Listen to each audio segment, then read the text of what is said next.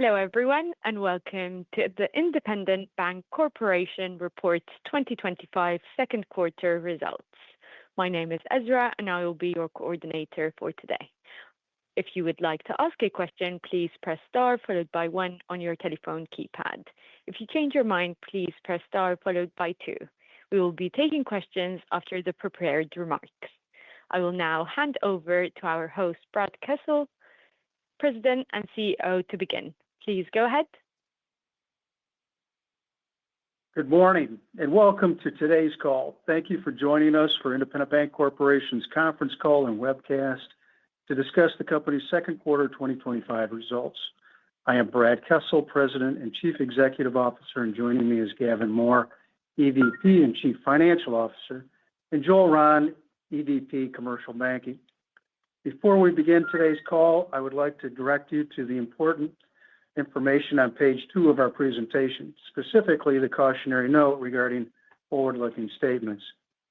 If anyone does not already have a copy of the press release issued by us today, you can access it at the company's website, independentbank.com. The agenda for today's call will include prepared remarks followed by a question and answer session and then closing remarks. I am pleased to report our solid second quarter results as we advance our mission of inspiring financial independence today with tomorrow in mind. Our vision is a future where people approach their finances with confidence, clarity, and the determination to succeed. Our core values of courage, drive, integrity, people-focused, and teamwork are the blueprint our employees live by. We strive to be Michigan's most people-focused bank. Today, Independent Bank Corporation reported second quarter 2025 net income of $16.9 million, or 81 cents per diluted share, versus net income of $18.5 million, or 88 cents per diluted share in the prior year period. Significant items impacting comparable second quarter 25 and 24 results include the following: changes in the fair value due to price of capitalized mortgage loan servicing rights was a loss of $0.2 million, or 1 penny per diluted share after tax for the 3 months ending June 30, 2025, as compared to $0.9 million, or 3 cents per diluted share after tax gain for the 3-month period June 30, 2024. Also, a gain on equity securities at fair value of $2.7 million, or 10 cents per diluted share after tax in the second quarter of June 30, 2024, attributable to the exchange of our Visa Class B1 common stock. No gain or loss in equity securities at fair value was recorded in the second quarter of 25. I'm very proud of our team and pleased to see us continue our positive trends with our second quarter 25 results. Overall loans increased by 9% annualized, while core deposits were down 1.4% annualized due to seasonality. We generated net interest income growth on both a linked quarter basis and a year-over-year quarterly basis, producing 9 basis points of margin expansion from the prior quarter. Our expenses are well managed, and we continue to see improved operational scale from strategic investments made in recent years. These fundamentals drove positive growth in tangible common equity per share of common stock 10.8% compared to the prior year quarter, along with very healthy performance returns, a return on average assets of 1.27% and a return on average equity of 14.66%. Despite heightened uncertainty in the markets during the quarter, our credit metrics remain strong, with low levels of watch credits, 16 basis points of non-performing assets to total assets, and 2 basis points in net charge-offs to average loans of the quarter annualized. The allowance for credit losses was 1.47% of total loans. Our team has been effective in many areas during the first half of 25, including business development from the existing customer base and onboarding new relationships, which have enhanced the geographic and product line diversification of our business. We continue to succeed in recruiting talented bankers to join the Independent Bank team. During the second quarter, we rolled out several new technologies to make banking easier for both our customers and associates serving our customers. For all these reasons, I am optimistic about our prospects for growth for the balance of 25 and into 26. Moving to page 5 of our presentation, total deposits as of June 30, 2025 were $4.7 billion. Overall core deposits decreased $15.7 million during the second quarter of 2025. On a linked quarter basis, retail deposits were down $13.8 million, business deposits were up by $60.5 million, and municipal deposits decreased by $64 million. Our sales team continues to bring in new relationships well below our wholesale cost of funds. On page 6, we have included in our presentation a historical view of our cost of funds as compared to the Fed Funds spot rate and Fed effective rate. For the quarter, our total cost of funds declined by 4 basis points to 1.76%. At this time, I'd like to turn the presentation over to Joel Rahn to share a few comments on the success we're having in growing our loan portfolios and provide an update on our credit metrics. Joel? Yeah, thanks, Brad, and good morning, everyone. On page 7, we share an update on loan activity for the quarter. We continued to experience solid loan growth in the second quarter, with total loans growing by $91.7 million or 9% annualized. Commercial loan generation was strong, resulting in $75.8 million of quarterly growth, which is 15.3% on an annualized basis. Our residential mortgage portfolio grew by $15.6 million, and our installment loan portfolio was up slightly for the quarter. Our continued strategic investment in commercial banking talent continues to supplement our loan growth. We added 3 experienced commercial bankers in the second quarter, bringing our team to 50 bankers across our statewide footprint. Our staff additions include launching a new LPO in Kalamazoo. We're very excited to have a commercial presence in that market. Looking ahead, we believe we will continue low double-digit growth of our commercial loan portfolio in the second half of the year based upon a strong pipeline. We continue to see market share opportunities from regional banks and are seeing some uptick in organic growth from our existing customers. As noted in previous quarters, our new loan production in all categories continues to come on at yields well above the respective portfolio yield. Looking at the commercial loan production activity on a year-to-date basis, the mix of C&I lending versus investment real estate is 59% and 41% respectively. For our commercial portfolio, our mix is 70% C&I and 30% IRE. Page 8 provides detail on our commercial loan portfolio concentrations. There's not been any significant shift in our portfolio, and the portfolio continues to be very well diversified. Our largest segment of the C&I category is manufacturing at $184 million or 8.9% of the total portfolio. It's worth noting that within the manufacturing segment is $157 million of automotive industry exposure that we're monitoring closely for any tariff-related impact. To date, the impact has been nominal. Key credit quality metrics and trends are outlined on page 9. Overall credit quality continues to be excellent, as Brad said. Total non-performing loans were $8.2 million or 20 basis points of total loans at quarter end, up slightly from 17 basis points at 3/31.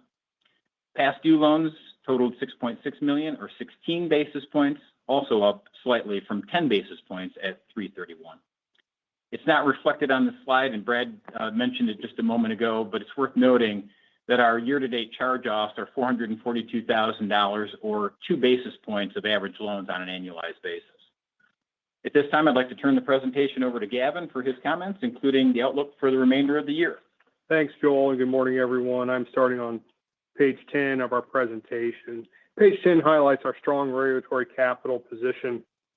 Turning to page 11, net interest income increased $3.3 million from the year-ago period. Our tax-equivalent net interest margin was 3.58% during the second quarter of 2025 compared to 3.40% in the second quarter of 2024 and up 9 basis points from the first quarter of 2025.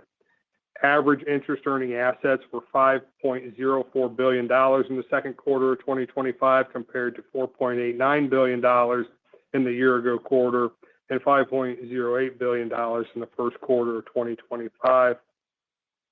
Page 12 contains a more detailed analysis of the linked quarter increase in net interest income and the net interest margin. On a linked quarter basis, our second quarter 2025 net interest margin was positively impacted by 3 factors. A decrease in funding costs contributed 3 basis points. Change in earning asset yield and mix contributed 6 basis points, and a loan prepayment fee that contributed 1 basis point. These were partially offset by a change in funding mix that negatively impacted the margin by 1 basis point. On page 13, we provide details on the institution's interest rate risk position. The comparative simulation analysis for second quarter 25 and first quarter 25 calculates the change in net interest income over the next 12 months under 5 rate scenarios. All scenarios assume a static balance sheet. The base rate scenario applies a spot yield curve from the valuation date. The shock scenarios consider immediate, permanent, and parallel rate changes. The base case modeled NII is slightly higher during the quarter, given earning asset growth and slight margin expansion. Asset yields were augmented by a shift in asset mix with good commercial loan growth, partially funded by runoff of lower yielding investments. Also, assets continue to reprice higher. This benefit was partially offset by an adverse shift in funding mix with an increase in wholesale funding to finance earning asset growth and a modest core deposit runoff. The NII sensitivity position shows slightly more exposure to a declining rate environment. Asset repricing increased due to strong growth in variable rate commercial loans and HELOCs. Some of the increase in asset repricing was offset by purchase floors and faster liability repricing, given an increase in short duration wholesale funding. Currently, 37.1% of assets reprice in 1 month and 49.2% reprice in the next 12 months. Moving on to page 14, non-interest income totaled $11.3 million in the second quarter of 2025 compared to $15.2 million in the year ago quarter and $10.4 million in the first quarter of 2025. Second quarter 25 net gains on mortgage loans totaled $1.6 million compared to $1.3 million in the second quarter of 2024. The increase is due to higher profit margins and higher volume of loan sales.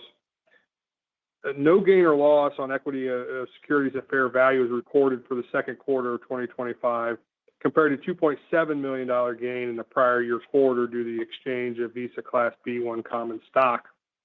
Positively impacting non-interest income was $0.5 million gain on mortgage loan servicing net. This is comprised of $0.2 million or 1 cent per diluted share after tax loss due to change in price, $0.9 million decrease due to pay downs, and a $0.1 million loss on sale of originated servicing rights. That was offset by $1.6 million of servicing revenue in the second quarter of 2025. The decline in servicing revenue compared to the prior year quarter is attributed to the sale of approximately $931 million of mortgage servicing rights on January 31st, 2025. As detailed on page 15, our non-interest expense totaled $33.8 million in the second quarter of 2025 as compared to $33.3 million in the year ago quarter and $34.3 million in the first quarter of 2025. Compensation expense decreased $0.1 million, primarily due to lower incentive-based compensation expense, lower health benefits related costs, and higher deferred loan origination costs due to higher commercial and mortgage loan production. Data processing costs increased by $0.6 million from the prior year period, primarily due to core data processor annual asset growth and CPI-related cost increases and increases in other software solutions. Page 16 is our update for our 2025 outlook to see how our actual performance during the second quarter compared to the original outlook that we provided in January 2025. Our outlook estimated loan growth in the mid-single digits. Loans increased $91.7 million in the second quarter of 2025, or 9% annualized, which is above our forecasted range. Commercial mortgage and installment loans increased in the second quarter of 2025. Second quarter 2025 net interest income increased by 7.9% over 2024, which is slightly below our forecast of a high single-digit growth. The net interest margin was 3.58% for the current quarter, 3.4% for the prior year quarter, and up 9 basis points from a linked quarter perspective. The second quarter 2025 provision for credit losses was an expense of $1.5 million, which was within our forecasted range. Moving on to page 17, non-interest income totaled million in the second quarter of 2025, which was within our forecasted range of $11 to $12 million in the second quarter. Second quarter 2025 mortgage loan origination sales and gains totaled $147.8 million, $95.4 million, and $1.6 million respectively. Mortgage loan servicing net generated a gain of $500,000 in the second quarter of 2025, which is below our forecasted target. Non-interest expense was $33.8 million in the second quarter, below our forecasted range of $34.5 to $35.5 million. Our effective income tax rate was 18.4% in the second quarter of 2025. Lastly, there were 251,183 shares of common stock repurchased for an aggregate purchase price of $7.3 million in the second quarter of 2025. That concludes my prepared remarks, and I would like to now turn the call back over to Brad. Thanks, Gavin. We've built a strong community bank franchise, which positions us well to effectively manage through a variety of economic environments and continue delivering strong and consistent results for our shareholders. As we move through the second half of 2025, our focus will be continuing to invest in our team, leveraging our technology, and supporting our communities. At this point, we'd like to open up the call for questions. Ezra?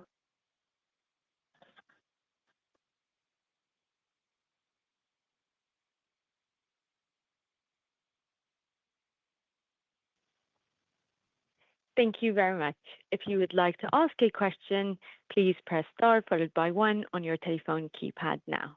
Please ensure your device is unmuted locally. And if you change your mind or your question has already been answered, please press star followed by two.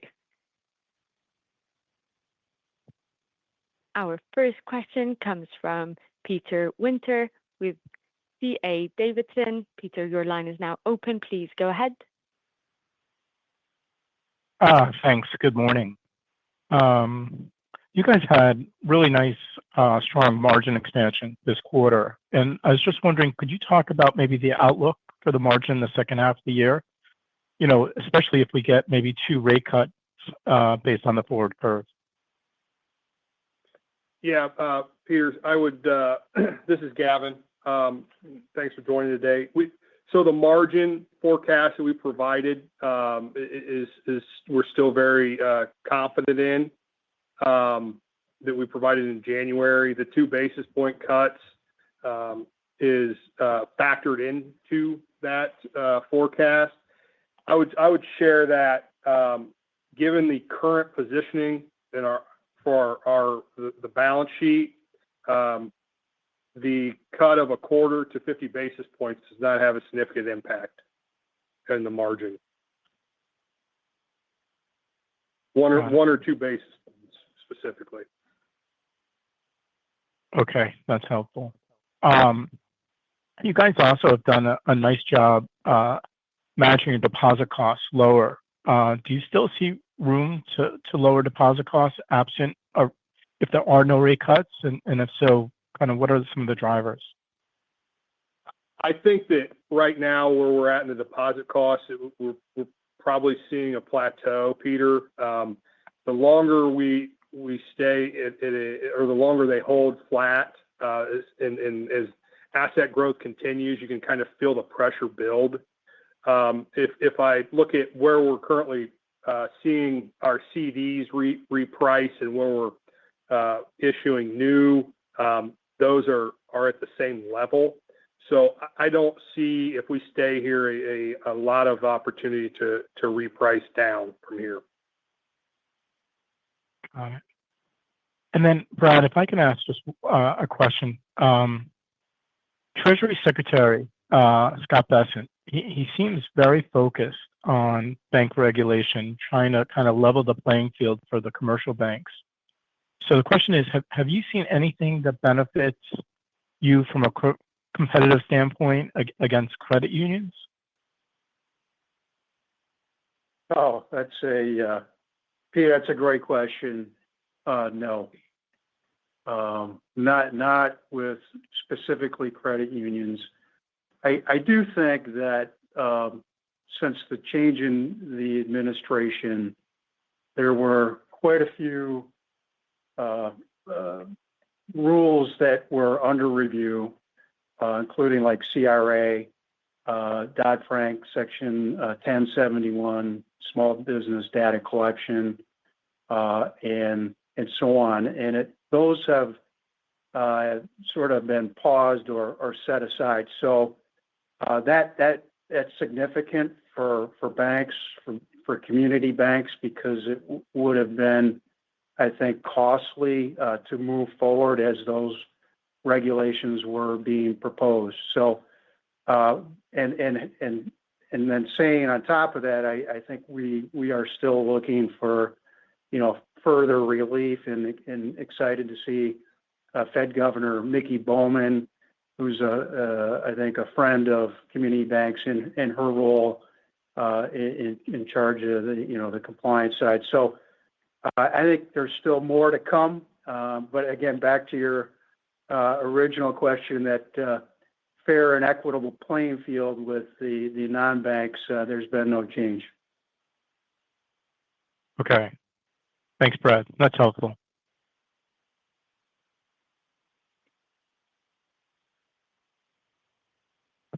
Our next question comes from Brendan Nosal with Hovde Group. Brendan, your line is now open. Please go ahead.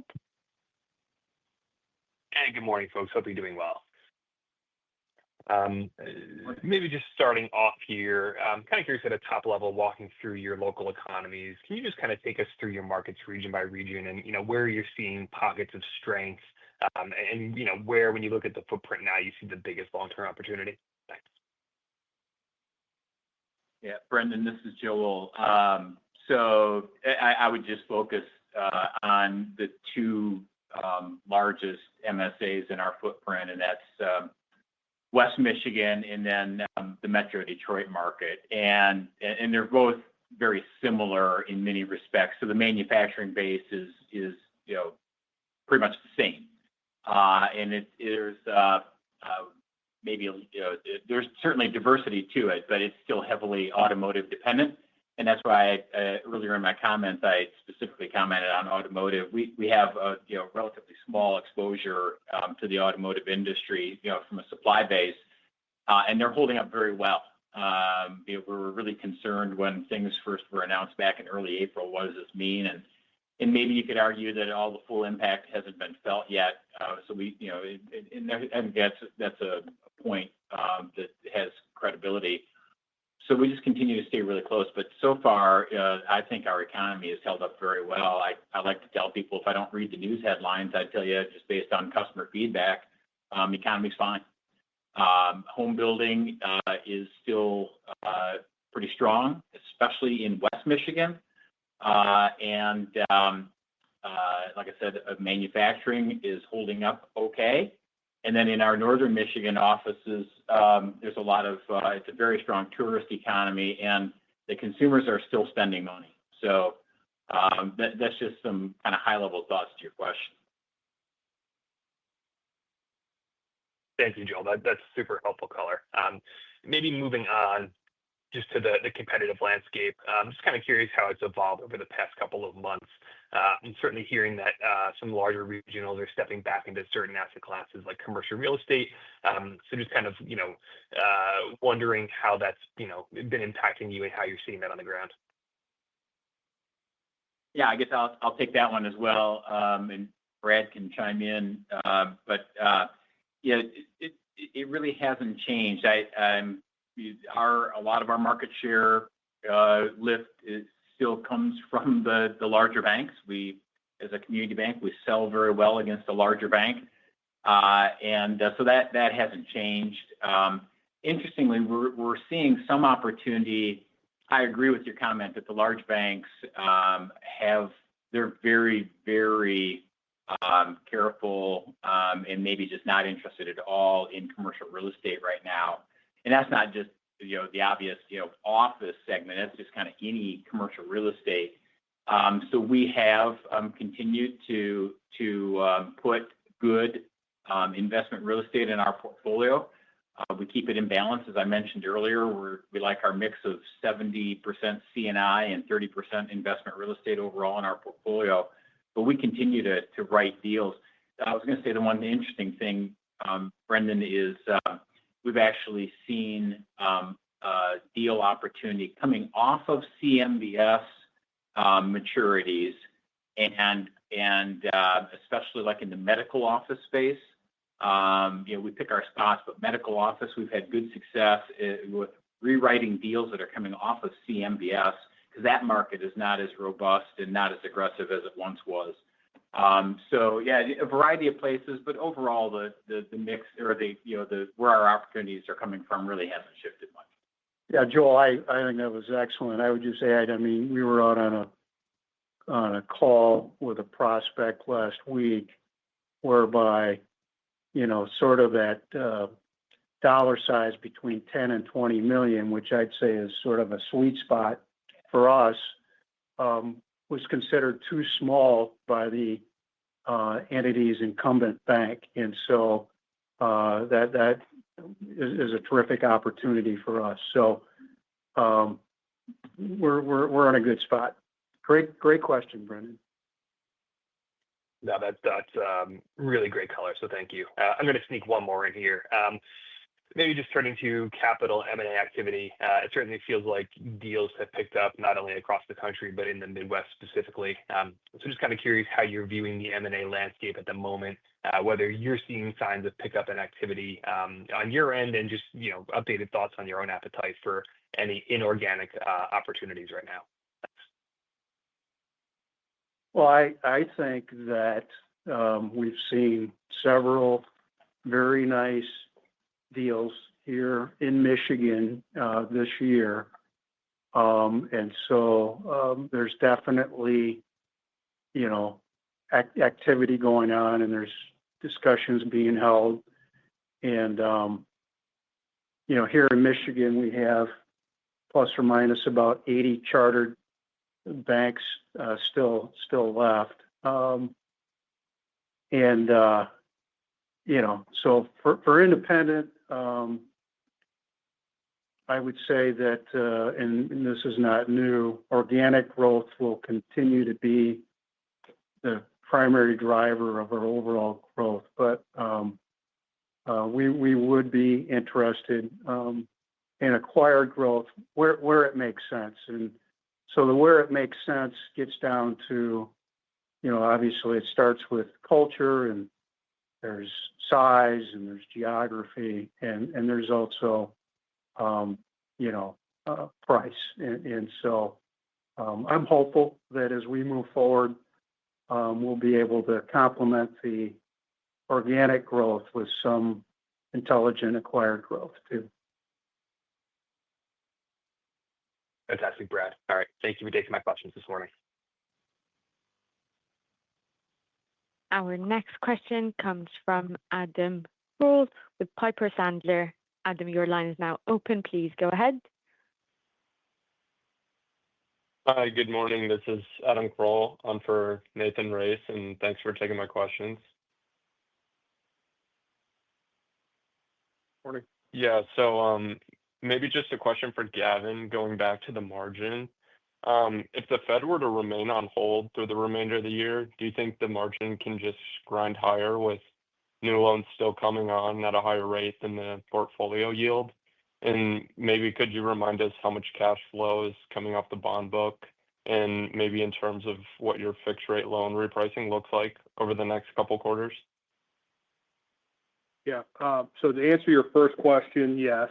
I do believe that I'm confident that if rates stay where they're at, we would continue to grind higher in the margin, barring any type of disruption in the funding market. We have in the next 12 months, we have about $110 million of securities forecasted to reprice. And I'm just looking here on I have your question here on the fixed rate loans repricing. Give me 1 second. Hold up.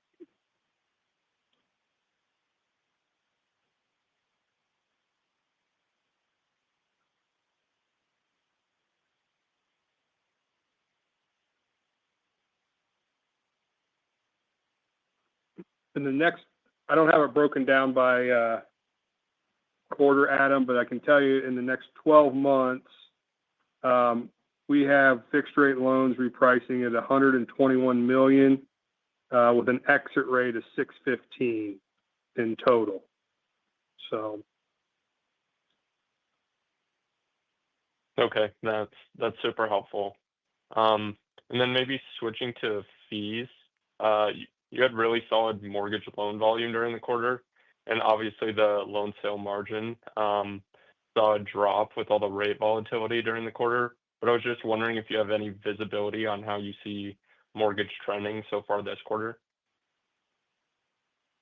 Yeah, the gain on sale margin was did come in lower than what we had anticipated. A couple things going on there. One, just the competitiveness of the market continues to be very, very competitive, and so rates were not or the gains were not as high as what we thought they would be there. There's also some nuance going on in certain sectors of the saleable market where the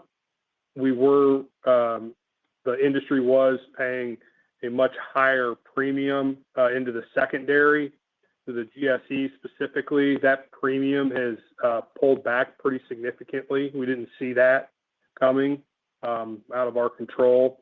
So that's had an impact as well. And then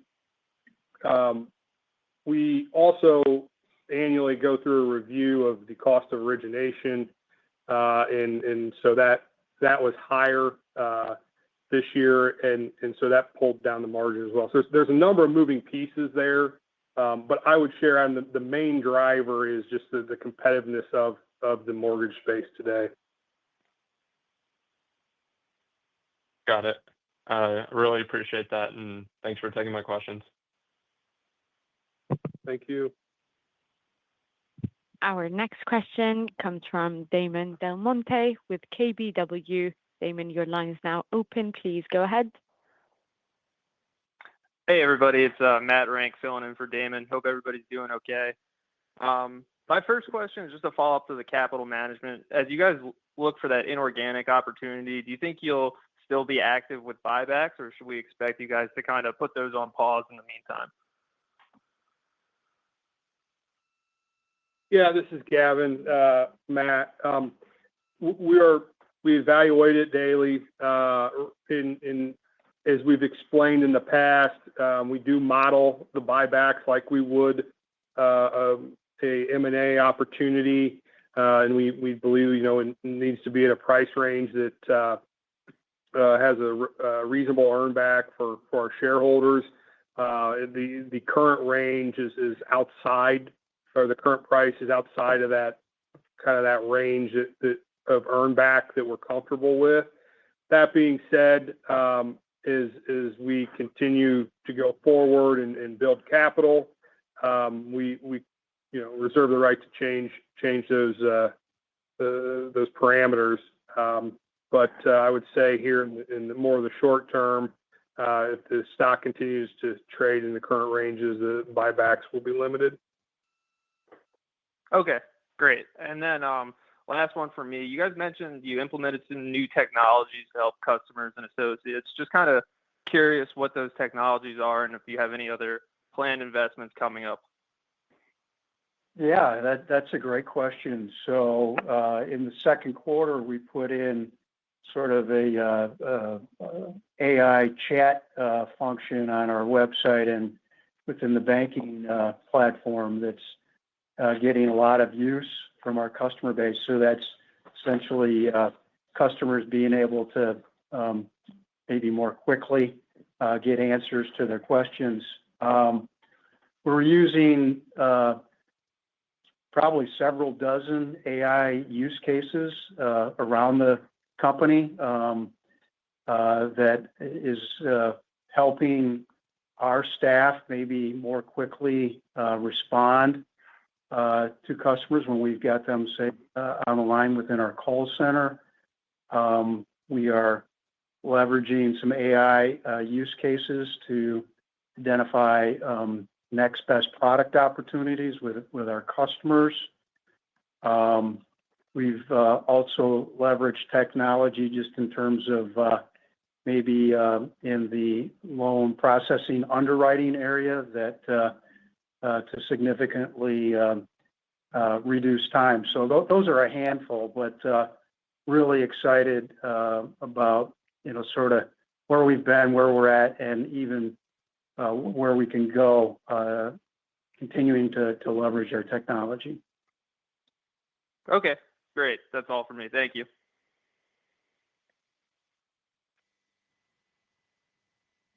Thank you very much. We currently have no more questions, so I will hand back over to Brad for any closing remarks. Thanks, Ezra. In closing, I'd like to thank our board of directors and our senior management for their support and leadership.